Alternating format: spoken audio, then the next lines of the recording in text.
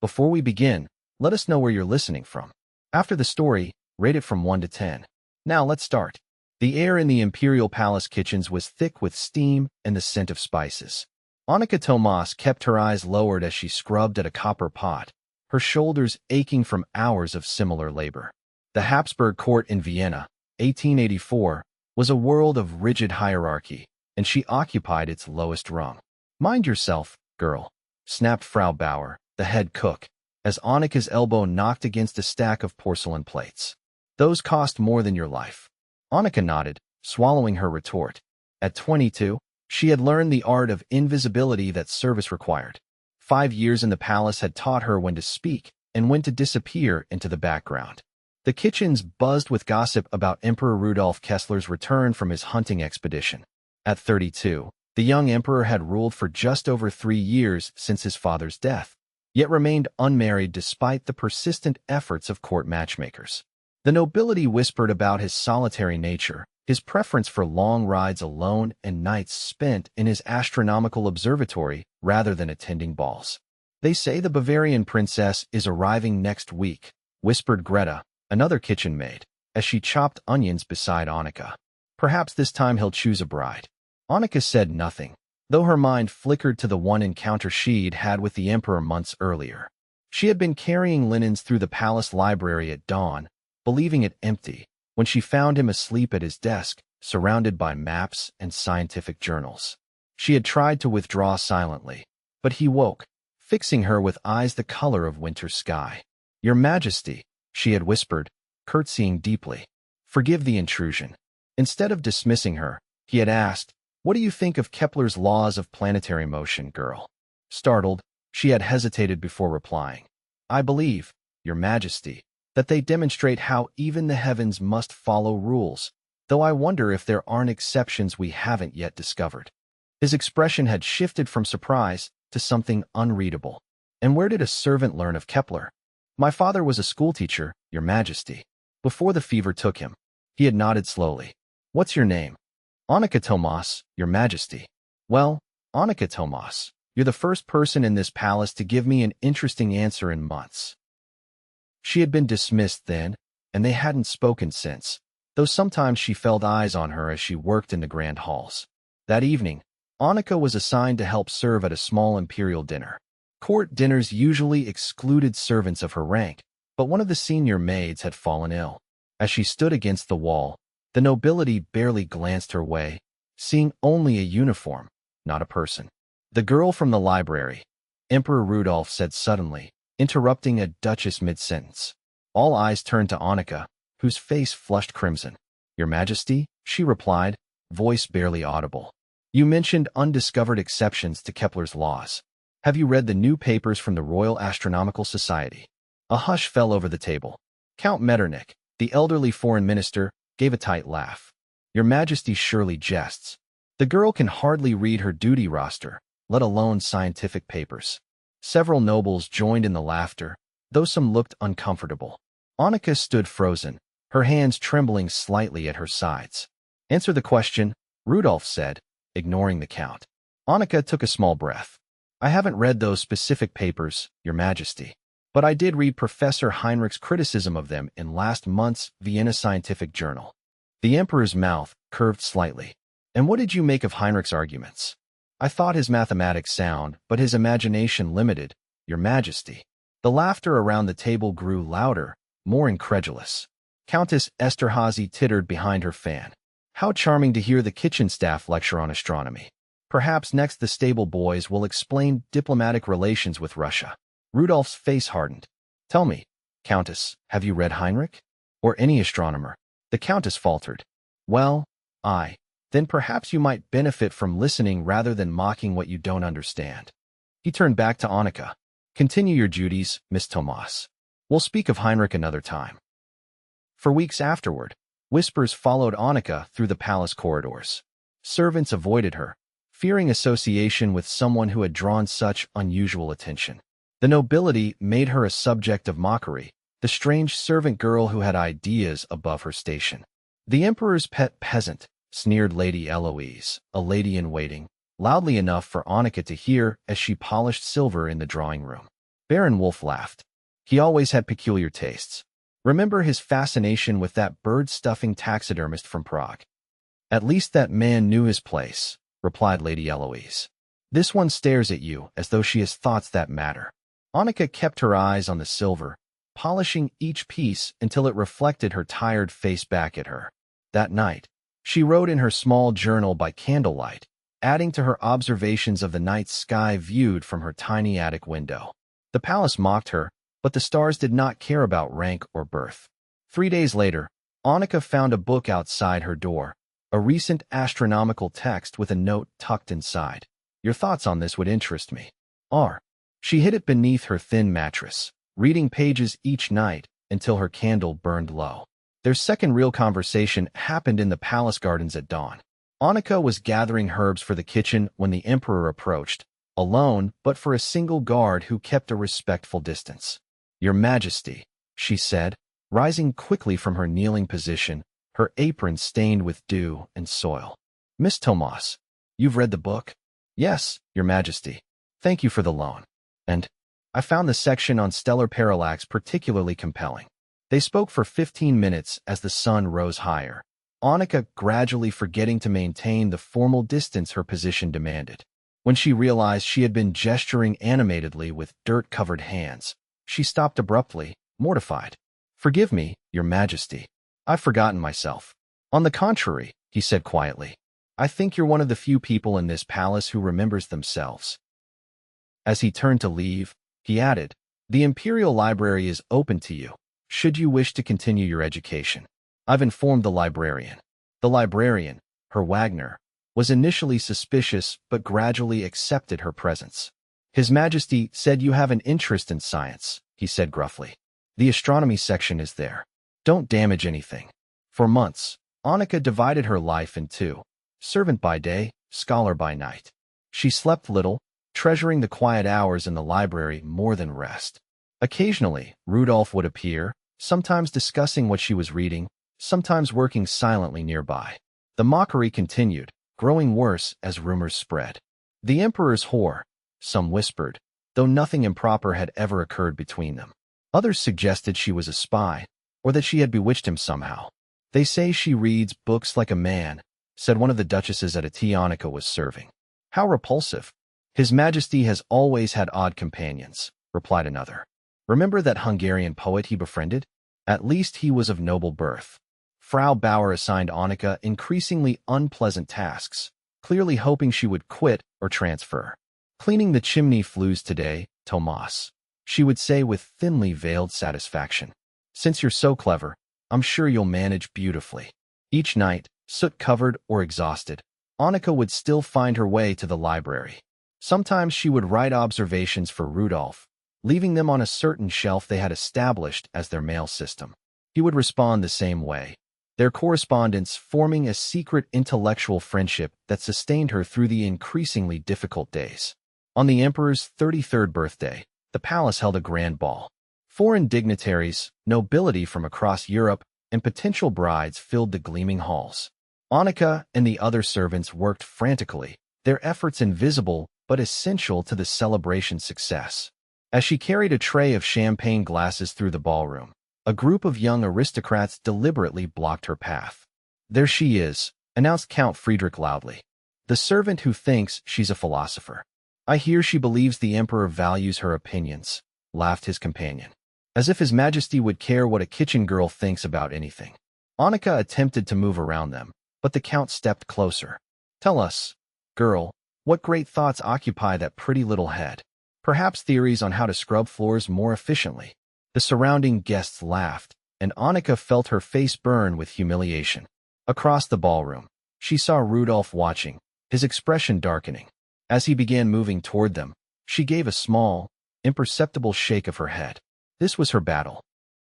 Excuse me, my lords and ladies, she said clearly, her voice steady despite her racing heart. I must attend to my duties. Your duties, mocked the count, should include remembering your place. I know my place precisely, Count Friedrich, she replied. It is wherever I can be of greatest service, whether that's in the kitchens or in pursuit of knowledge. Now, if you'll excuse me. She moved past them with as much dignity as she could muster, aware of the silence that had fallen around them. As she reached the servant's door, she heard Rudolf's voice behind her. "An excellent point, Miss Tomas," he said, loud enough for the nearby guests to hear. "Service takes many forms, and knowledge serves us all." He turned to the Count. "Wouldn't you agree, Friedrich?" The Count stammered an agreement, his face reddening as the Emperor continued addressing the gathered nobles. "We pride ourselves on being an enlightened court, do we not? Surely we can appreciate intelligence wherever it appears, rather than mocking what we might learn from." The following morning, Annika found a note requesting her presence in the imperial study at noon. Heart-pounding, she reported to the Emperor's private secretary, who led her through corridors she had only cleaned, never traversed as a visitor. Rudolf was standing at the window when she entered, his back to the door. Without turning, he said, "You handled yourself with remarkable composure last night."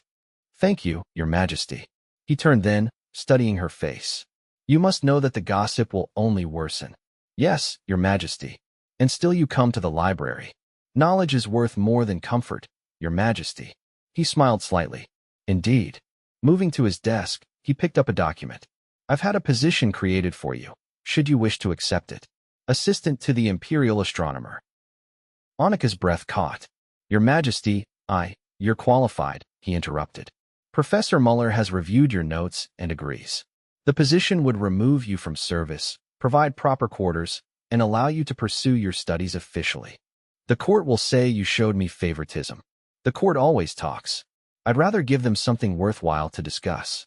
She accepted the position, moving from the servants' quarters to a small but comfortable room near the observatory. Professor Muller, the elderly imperial astronomer, was initially skeptical but soon came to value her meticulous observations and calculations. The nobility's reaction was predictably hostile. They could mock a servant girl with ideas above her station, but an official assistant to the imperial astronomer, especially one who occasionally dined at the emperor's table during scientific discussions, was harder to dismiss. She must be his mistress, became the prevailing theory, though Rudolf's behavior toward her remained entirely proper, if unusually respectful. For nearly a year, Annika worked diligently with Professor Muller, publishing 2 papers in scientific journals under his guidance. She corresponded with astronomers across Europe, her gender concealed by using only her initials. Her life had transformed beyond anything she could have imagined when scrubbing pots in the kitchen. Yet the gossip continued, and Rudolf faced increasing pressure from his advisors to marry. The Archduchess Maria of Tuscany was the current favorite, a politically advantageous match with an impeccable Habsburg lineage. "Will you marry her?" Annika asked one evening as they stood on the observatory balcony, tracking the movement of Jupiter through the telescope. Rudolf's hands stilled on the instrument. "Is that what you wish?" "My wishes are irrelevant to matters of state, Your Majesty." "Rudolf," he corrected quietly. "When we're alone, at least." They had never acknowledged the growing feeling between them, both knowing its impossibility. An emperor did not marry a former servant, no matter her current position. "The court requires an empress," she said carefully. "The dynasty needs heirs." "And what do I need, Annika?" She met his eyes then, allowing herself one moment of complete honesty. "Someone who sees you, not just the crown." He reached out, his fingers almost touching her face before he pulled back. "You've always seen me." The Archduchess arrived the following week, beautiful and accomplished, with the perfect blend of deference and dignity required of a potential empress. Rudolf was unfailingly courteous, but Annika noticed how his eyes sought hers across rooms, how he found reasons to include her in meetings where the Archduchess was present. Court gossip reached new heights. Count Metternich confronted Rudolf directly during a Privy Council meeting. "Your Majesty must consider how this attachment appears," he said. "The girl was a servant. Even now, her position is a courtesy you extended. The Habsburg throne cannot be associated with such a connection." "Are you questioning my judgment, Count?" Rudolf asked coldly. "I am advising my emperor on matters of state," Metternich replied. "A Habsburg marries for dynasty and empire, not personal inclination." That evening, Annika received a note asking her to meet Rudolf in the private imperial gardens at midnight. Such a meeting was dangerous for them both, but she went, finding him seated on a stone bench beside a small fountain. "I'm considering abdicating," he said without preamble. Annika felt as though the ground had shifted beneath her. "You cannot." "I can. My cousin would take the throne." "You would regret it forever," she said firmly. "You're a good emperor, Rudolf. You care about your people, about progress and knowledge. Your cousin cares only for hunting and his mistresses." "And what about what I care about?" he asked, his voice low and intense. "What about who I care about? I would never forgive myself if I was the reason you abandoned your duty." He stood suddenly, pacing before her. "Is duty all that matters? Must I sacrifice everything personal for the sake of an empire that will eventually fall anyway?" "Not everything," she said softly. "But it would destroy what you're trying to build. The reforms you want, the scientific advancement, the nobility barely accepts these from their emperor. They would never accept them from a man who threw away his crown for a kitchen maid. You're no longer a kitchen maid. In their eyes, I always will be." They stood in silence, the pain of truth hanging between them. Finally, he took her hand, pressing his lips to her palm in a gesture more intimate than any kiss. "I will find a way," he promised. "Trust me." The following weeks brought a flurry of activity. Rudolf met frequently with his ministers, drafted new policies, and spent long hours in discussion with legal scholars. The court assumed he was preparing to announce his engagement to the Archduchess, who remained in Vienna at his request. One morning, Annika was summoned to the throne room. Heart pounding, she entered to find it filled with the entire court, nobility, ministers, foreign ambassadors, all in full ceremonial dress. Rudolf sat on the throne, wearing the imperial regalia, his face solemn. "Miss Annika Tomas," announced the chamberlain, and all eyes turned to her. She walked forward slowly, painfully aware of her simple blue dress, modest by court standards though finer than anything she had owned as a servant. The whispers followed her progress. The servant girl, his obsession, scandalous. When she reached the foot of the throne, she curtsied deeply. "Your Imperial Majesty." "Miss Tomas," Rudolf said formally, his voice carrying through the hall. "For the past year, you have served the imperial court as assistant to the imperial astronomer. Your publications have brought credit to the Habsburg scientific community." There were murmurs of surprise from those who had assumed her position purely ceremonial. "Today," Rudolf continued, "I wish to address the rumors that have surrounded your presence at court." Annika's stomach clenched.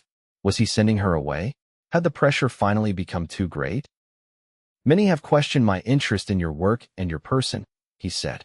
"They have suggested impropriety, favoritism, or temporary fascination. Others have mocked your origins and questioned your place at court." The hall was silent now, tension vibrating through the air. "Let me be clear," Rudolf said, rising from the throne. "My interest in Miss Tomas stems from my recognition of exceptional qualities that benefit the empire: intelligence, courage, diligence, and integrity. Qualities I value above accidents of birth or station." He descended the 3 steps from the throne to stand before her. "I have consulted extensively with my legal advisors," he said, his voice softer now though still audible. "The Habsburg laws of succession do not, in fact, require a marriage to nobility, merely that the emperor marry legally and produce legitimate heirs. This has been interpreted traditionally to mean noble marriage, but the law itself is less restrictive." A collective gasp went through the court as Rudolf slowly, deliberately, removed the imperial crown from his head. Annika's eyes widened, her breath catching as she realized what was happening. "Everyone laughed at the servant girl," he said, his eyes never leaving hers, until the emperor placed his crown at her feet. And with that, he knelt before her, setting the crown on the marble floor between them. "Annika Tomas," he said, "I ask you to be my wife, my empress, my partner in leading this empire. Not because of birth or politics, but because you see me as a man, not just a crown. Because your mind challenges mine, your heart understands mine, and because I love you." Tears filled her eyes as the court erupted in shocked exclamations. Count Metternich stepped forward, face purple with outrage. "Your Majesty, this is unprecedented. The nobility will adapt," Rudolf interrupted, still kneeling. "As they adapted to the end of feudalism, to constitutional reforms, to the industrial age. The Habsburg Empire must evolve or perish, and I choose evolution. He looked back at Annika. If she accepts. Annika looked past him to the sea of horrified, aristocratic faces, the people who had mocked and tormented her for daring to exist in their world. Then she looked at Rudolf, not the emperor, but the man who had seen her value when no one else did. Yes, she said simply. I accept. He rose, taking her hands in his. The wedding will take place in 1 month, he announced to the court. Those who cannot reconcile themselves to the future of the Habsburg Empire are free to retire to their estates. In the weeks that followed, many did exactly that, unable to accept a former servant as their future empress. But others, particularly the younger nobility and the emerging intellectual class, rallied around the emperor's choice, seeing in it a symbol of a modernizing empire. Professor Muller proudly stood as Annika's witness at the wedding, while the Archduchess Maria, in a surprising gesture of support, agreed to be her lady-in-waiting, telling journalists, I came seeking a political alliance, but found I prefer being part of a love story that will change history. The Habsburg Empire did change under their joint rule. Rudolf's scientific interests, combined with Annika's practical understanding of ordinary people's lives, led to reforms in education, labor laws, and scientific investment that positioned the empire well for the challenges of the 20th century.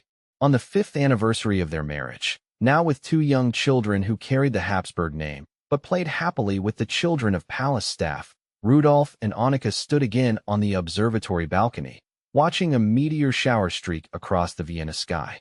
Do you ever regret it? Annika asked, her head resting against his shoulder. The scandal, the nobles who still refused to attend court. Rudolf smiled, wrapping his arm around her waist. I've never made a better decision as emperor or as a man.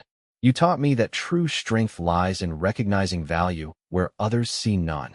Annika turned to face him, touching his face gently. And you taught me that sometimes fairy tales come true, not through magic, but through the courage to defy convention for what's right. Above them, the stars continued their ancient patterns, indifferent to human hierarchies, but witnesses to the rare moments when love transcends the boundaries drawn by tradition and birth, creating new constellations in the firmament of history.